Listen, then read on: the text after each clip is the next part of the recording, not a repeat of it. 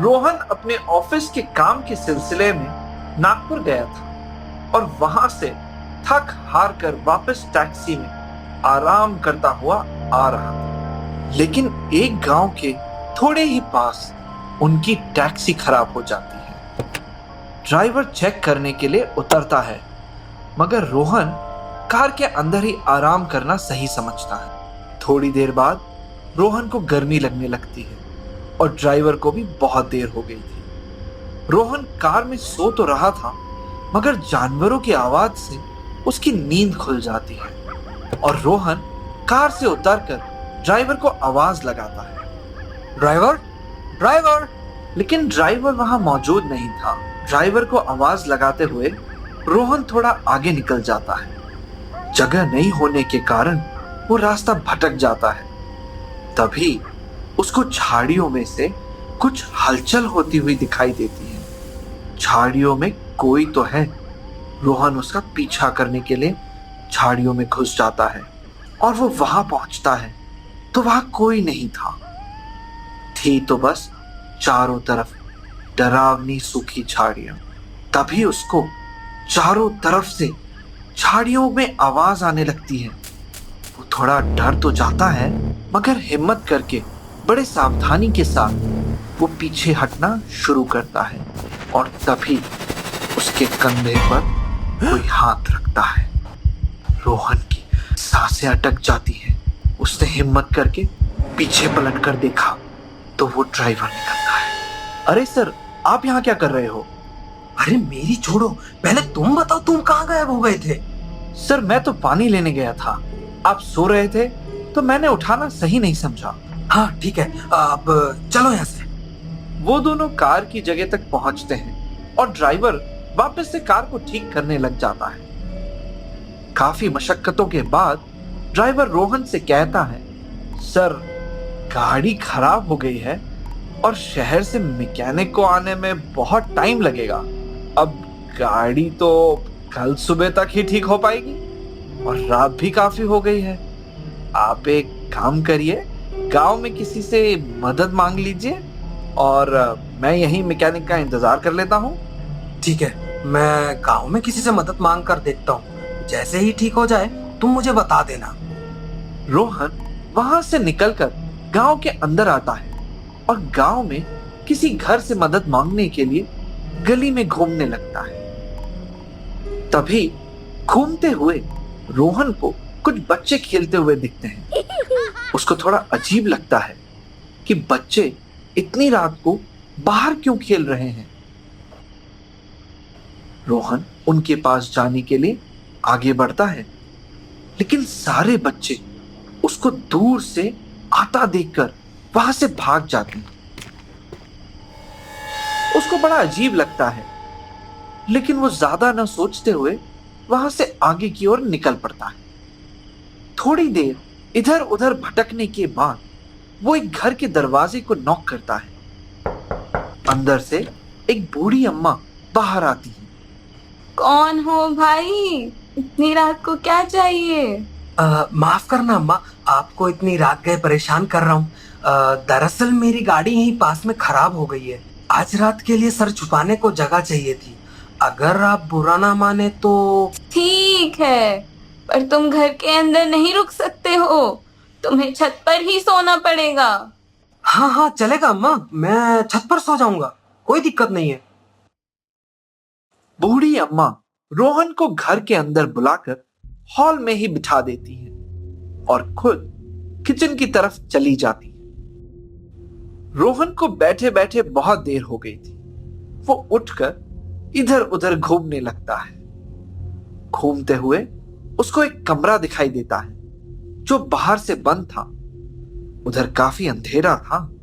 रोहन उत्सुकता के साथ धीरे धीरे उसके पास जाता है और तभी एक काली बिल्ली एकदम से उसके आगे से निकलती है और वो डर के पीछे हो जाता है और वापस हॉल की तरफ आ जाता है। किचन के सामने से निकलते समय उसको अंदर अम्मा कुछ करती हुई दिखाई दे रही थी। वो साफ साफ देख नहीं पा रहा था कि अम्मा कर क्या रही हैं। अंदर अम्मा के हाथ में चाकू था और वो खुद से ही कुछ बात कर रही थी। वो चुपके से सब देख तो रहा था, मगर उसे कुछ सुनाई नहीं पड़ रहा था।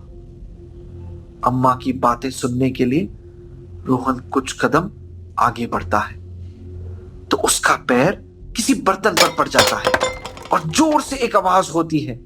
आवाज की वजह से अम्मा पलट कर देखती है और धीरे धीरे रोहन की तरफ आने लगती है। रोहन घबराकर छिपने की कोशिश करने लगता है। अम्मा के हाथ में चाकू था और रोहन के पास आ रही थी। वो बहुत डर गया था, लेकिन तभी पीछे खिड़की से बिल्ली की आवाज आती है और अम्मा का ध्यान उधर चला जाता है। रोहन ने एक राहत की सांस ली और जल्दी से जाकर वापस सोफे पे बैठ गया। रोहन को सब कुछ बहुत अजीब लगने लगता है। यहाँ कुछ तो गड़बड़ है। जितना जल्दी हो सके मुझे यहाँ से निकल जाना चाहिए।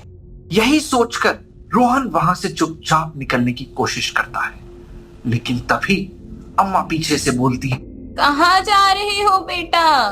कहीं नहीं अम्मा, मैं तो बस घूम ही रहा था। चलो ये दूध पी लो और ये सेब खा लो। अभी खाने के लिए बस यही है और खाने के बाद छत पर चलते हैं। जी ठीक है।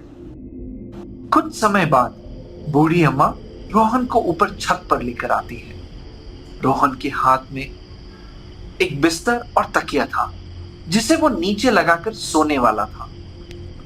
बिस्तर नीचे रखकर वो अम्मा का धन्यवाद करता है। आपका बहुत बहुत आभार माँ जी, जो आपने मुझे यहाँ रुकने दिया।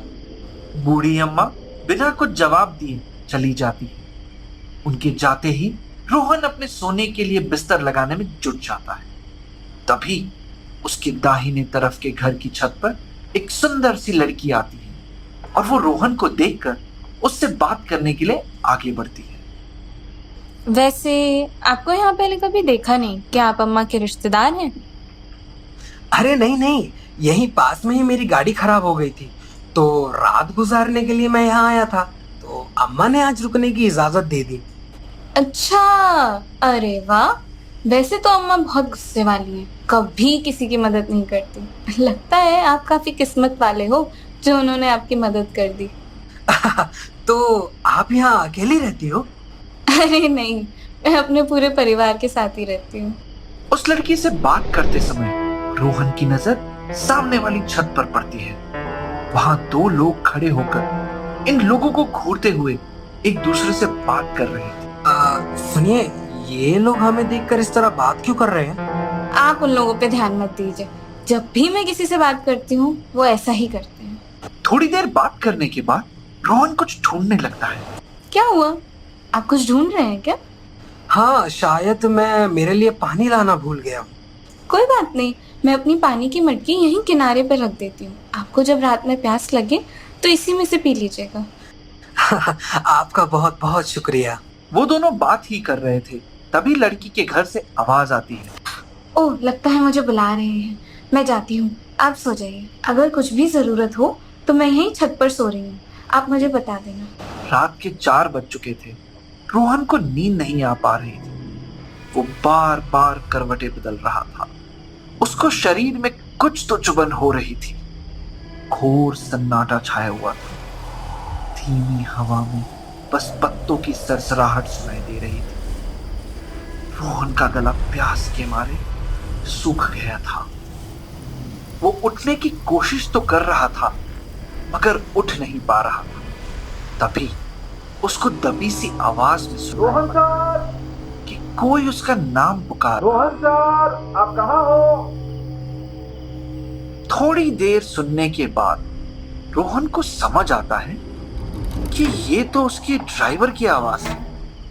वो काफी मशक्कत के बाद जैसे ही नींद से उठता है तो वो बहुत चक्का रह जाता है। उसको कुछ समझ नहीं आता है कि ये क्या हुआ, कैसे हुआ। वो अपनी आंखों पर विश्वास ही नहीं कर पा रहा था। हाँ, ये कैसे हो सकता है? मैं तो वो अम्मा।